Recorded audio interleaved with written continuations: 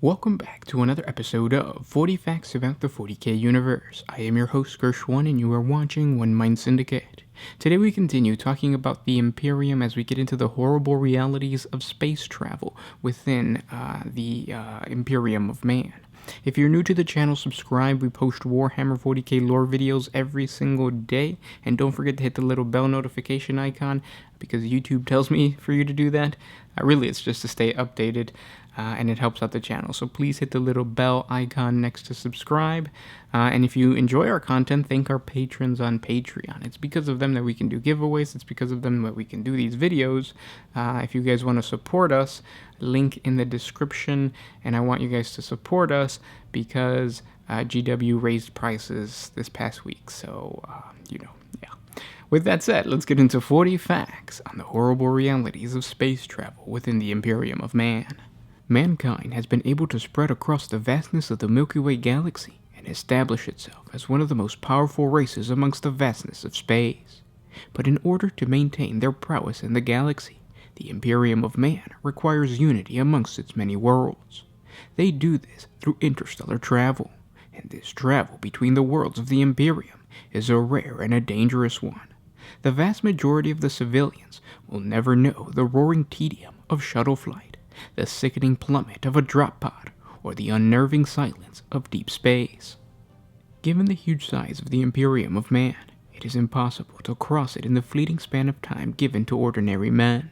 Colonists, pilgrims, and refugees spend many generations in the vastness of space, and many starships never survive the horrible realities of travel to reach their destination.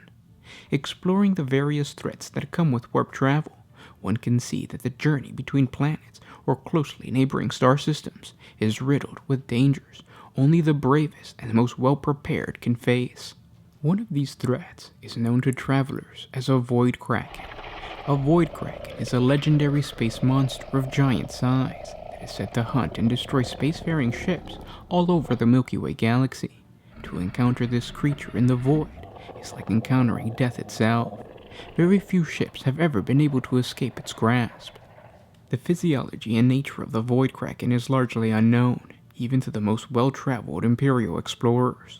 This is doubtless the result of their rarity and difficulty to hunt and detect, but could also be that they represent more than one single species of void behemoth. Several variations on the beast mistakenly considered a single race of creatures. Whatever the truth of the Void Kraken's origins, a number of facts are largely agreed upon by those who have come in contact with these beasts. They are almost certainly some form of silicon-based creature, without blood, true bone, or fluid to keep them alive. Instead, it is believed that the Void Kraken draw their animus from the very space debris they often resemble. Kraken appear to be solitary, asexual creatures that reproduce by dividing themselves, much in the same fashion as an amoeba or a single-celled organism. A Kraken tears off a piece of itself and flings it to a world to create a hatchling, which then burrows into the surface of the planetoid, feeding off the rocks for decades or even centuries before emerging as a fleeting Kraken and flinging itself into space to hunt once more.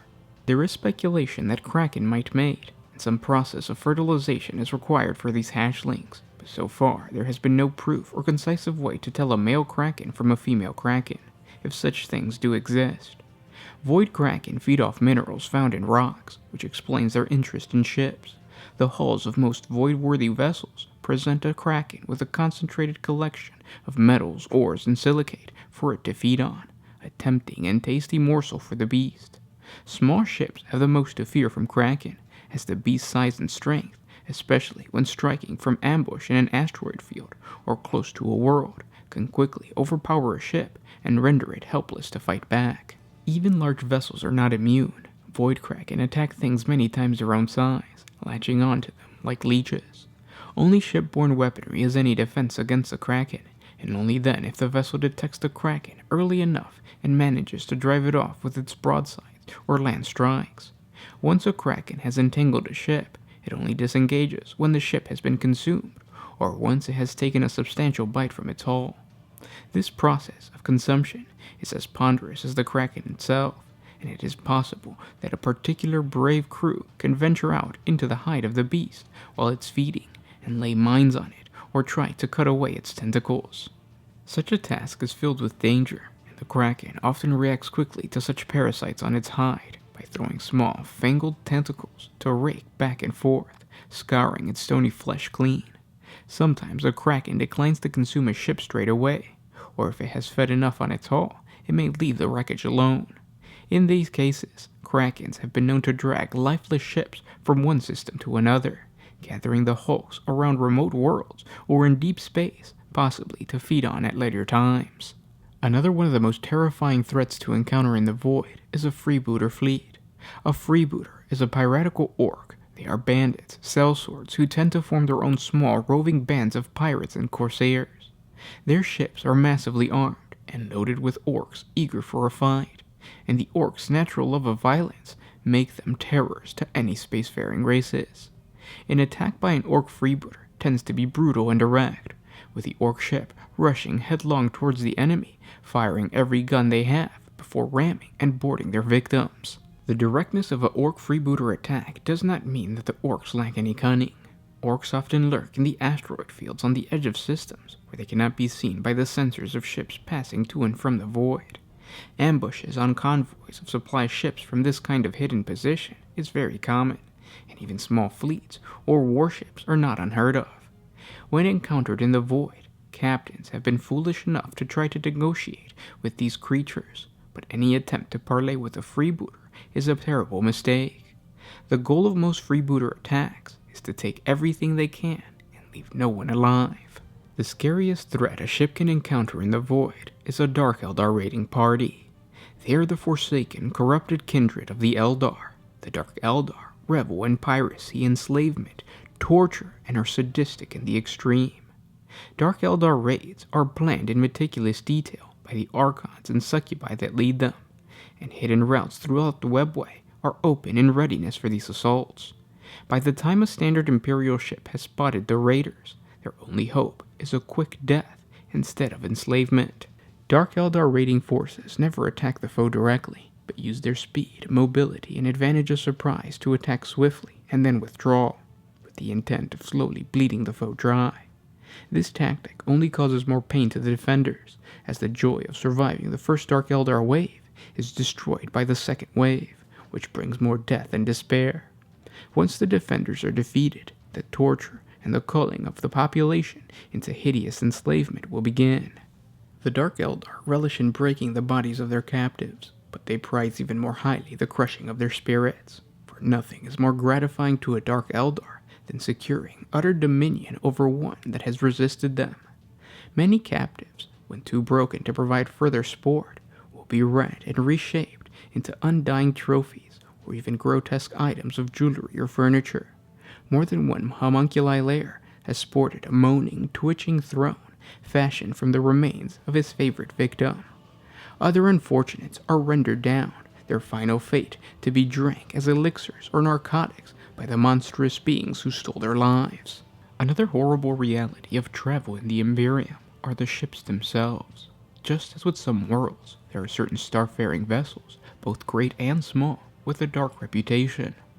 Although all starships have their own histories, not all of them are pleasant, and many have dark secrets and half-abandoned depths where things best left unseen sometimes crawl. Certain vessels hold an infamy of their own. These ships, some of them ancient and legendary in their own right, ply the dark void between the stars, but often hold a deeper darkness within, couched in stories of dire curses, ill omens, bleak fortunes, baleful massacres, cannibalism, hauntings, and worse.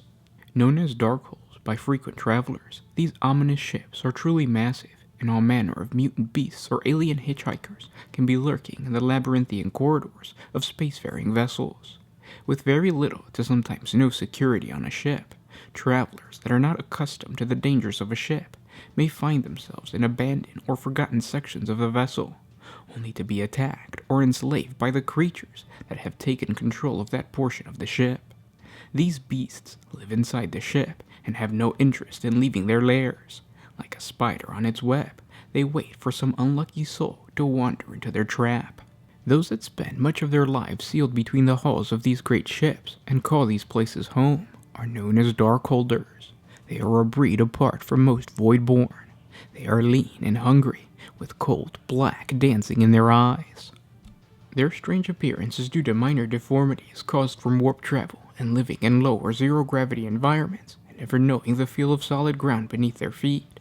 Although outwardly normal, they carry a strange air about them, a perceivable something not quite right about them that makes them very uneasy. And those were 40 facts on the horrible realities of space travel within the Imperium of Man. I hope you guys enjoyed this video. If you did, thank our patrons on Patreon. It's because of them that we can do this.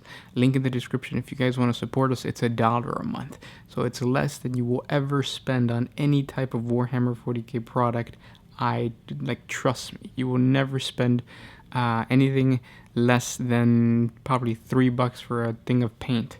For GW. GW is expensive, but hey, it's an awesome game and the world is amazing, so I would gladly pay more, I guess. Oh, I shouldn't say that. If you guys enjoyed this content, share it with your friends. If you guys have any more ideas for the Horrible Reality series, comment down in the comment section below. The horrible realities of a Imperial assassin is next, I promise you guys. And don't forget that we're doing some giveaways right now. If you check out our 40 facts on Grimaldus, we have a Black Templar, or not a Black Templar, I'm sorry, a Chaplain giveaway, a Terminator Chaplain giveaway. And if you check out our horrible realities of the Space Marine homeworld, or chapter homeworld, we are giving away a No Fear box set, all because of our subscriber appreciation giveaway stuff. So thank you guys, look for those videos. And I'll talk to you tomorrow. This is Gersh1 with OneMindSyndicate signing out. Oh,